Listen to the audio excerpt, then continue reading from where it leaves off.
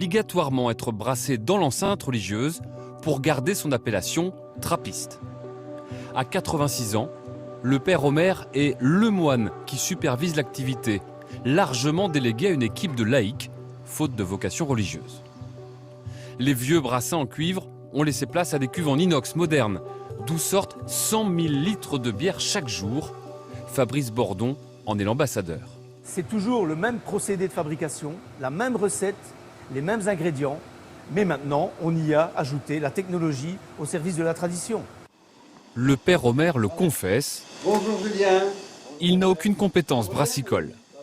Il se voit plutôt en responsable des ressources très humaines. Vous arrivez à quelle heure? À 3 heures. À 3 heures, c'est levé tôt. Très bien.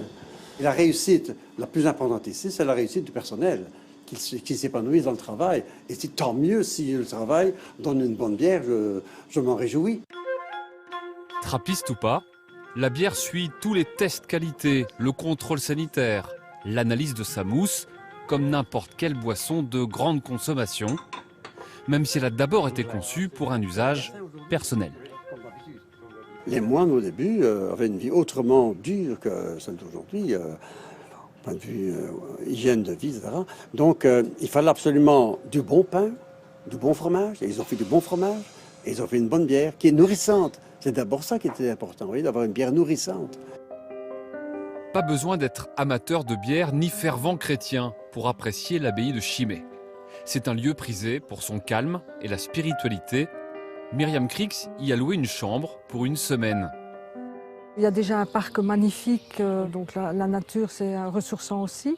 Bon, je viens d'avoir eu 60 ans et j'avais envie de faire le bilan de ma vie, de réfléchir sur ma vie en fait. Au-dessus du jardin, il y a aussi le refuge du père Omer. Quand il ne prie pas et ne gère pas la brasserie, il peint des icônes pour l'abbaye. En fait, je prie quand je suis à l'église, mais quand j'arrive ici, c'est une autre façon de prier, si vous voulez. Donc ça, ma prière continue. Le moine fabrique lui-même ses couleurs dans le pur respect de la tradition. En icône, le liant, c'est pas de l'huile, c'est du jaune d'œuf. Ça, c'est la tradition. Depuis des siècles. C'est pas des millénaires, vous voyez. À la brasserie, comme tous les jours, à 11h30, c'est la dégustation.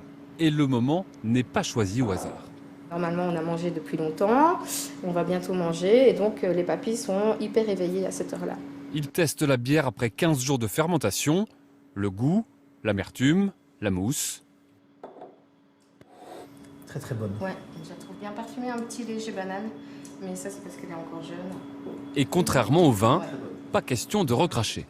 La bière, on est obligé d'avaler une certaine quantité pour avoir une dégustation complète, pour avoir justement cet effet rétronasal, l'arrière-goût, qui est l'identité de la bière, qui est donc le goût de la levure. Les 4 cuvées testées ce jour-là partiront à la vente.